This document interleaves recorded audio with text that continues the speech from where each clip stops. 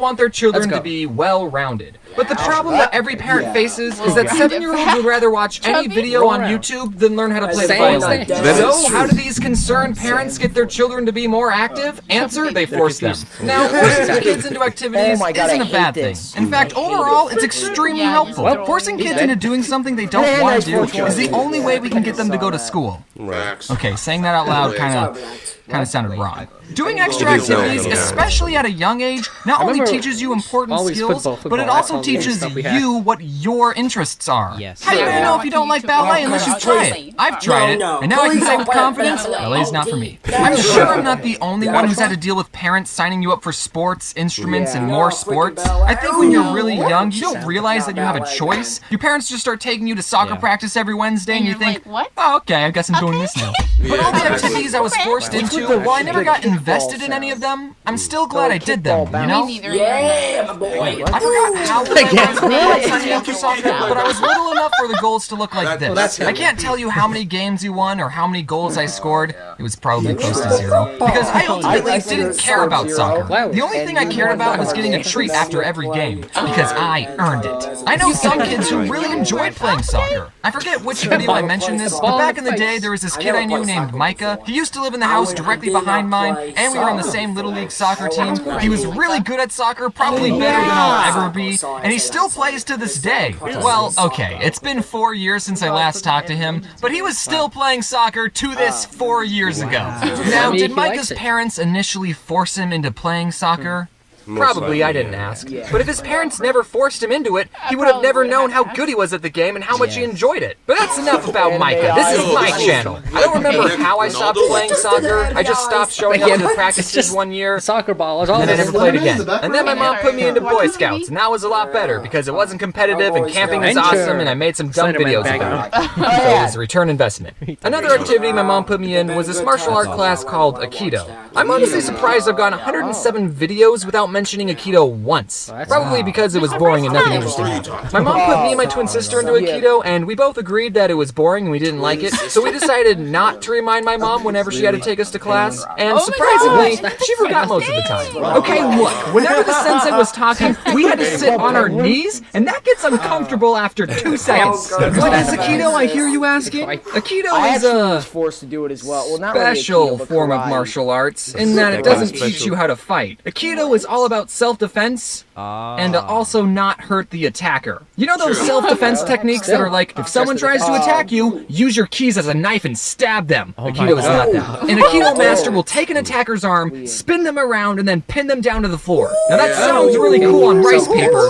like if someone goes to attack you, and then you block their punch and pin them to the ground, and you just give them a look like, you want to take me on, kid?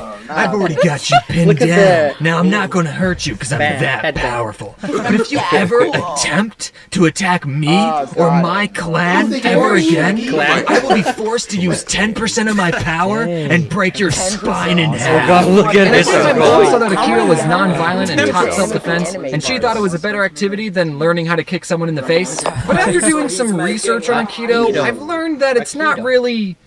what's the right word?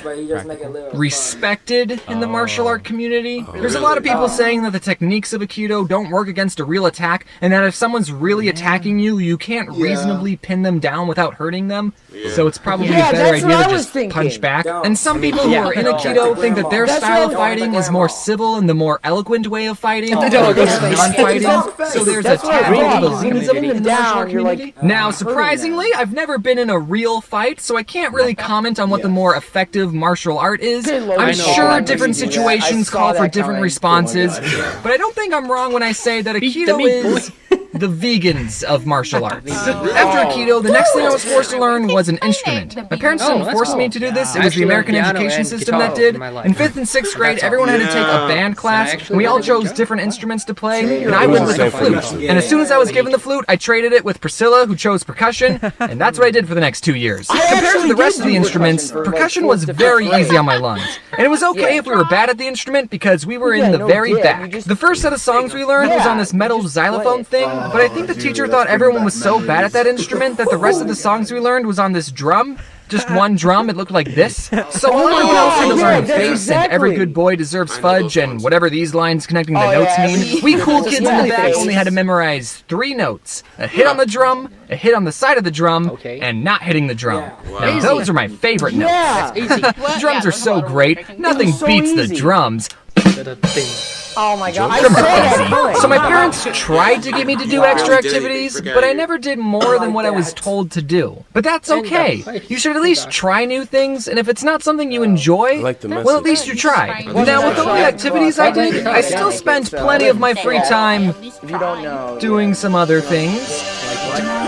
Okay, I played a lot of Neopets and RuneScape, and as much as I enjoyed these games, I would say overall, they didn't make me a more rounded person. Unless you count what they did to my horrible posture. People will spend their free time doing what they enjoy, and entertainment is designed to be entertaining. And while it's good to take some time doing things you enjoy, just like everything in life, it's all about balance. I think there's a very clear and important difference between a hobby and an addiction. If you enjoy playing video games and binging Netflix in your free time, then do that. Keyword being free time. You still need to set time to sleep, work, and socialize, and take showers. If I can smell that you were just binging a show, then that's gotta change. While I was working on this video, I wondered why it was more acceptable to be good at chess than it was World of Warcraft, because at its core, chess and Warcraft are the same thing. A game. But if you spend all your time playing one of these games and it gets in the way of you being a functional human being, that's when it becomes an addiction. And I would bet you one crisp dollar bill that more people have gotten addicted to Warcraft than chess. And that's why I believe there's a bad stigma with this. Also, I don't know how WoW works, but I know in chess you need to have at least one friend. If I could go back in time, I would tell my younger self to not play Neopets and RuneScape as much as I did. I would have told me, hey, you should try out other things too, like rollerblading or the flute. Youth is the best time to learn what you love and where your passions lie. You kids have no bills, no expectations, you're not tired all the time, and everyone's telling you to follow your dreams. But not me, I'm 22. My life is practically over. I can't choose any more hobbies.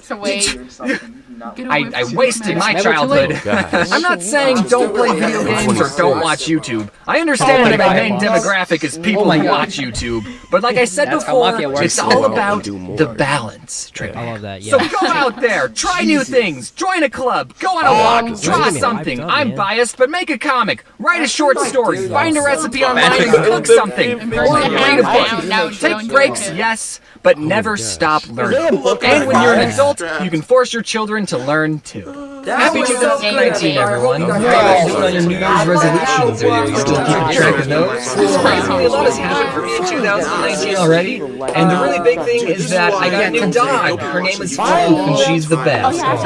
And I hate to break this to anyone who owns a dog, but Floof is actually the best dog in the world. So, sorry guys. I have a channel hit 10 million subscribers, which is just absolutely insane milestone. Thank you all for watching my videos, and it's just unreal how many people are out there watching my videos. They're just videos, guys, calm down. Also, big thanks to all my lovely additional artists. I wouldn't be able to make these videos as fast and as high quality as they are without them, so thank you all for working on this video, and cheers to 10 million. I guess the next video I'll be working on will involve sprinkles.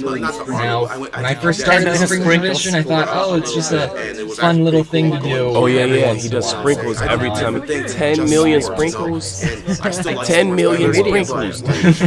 I'm gonna go take a nap now, and as always, wear your seatbelt.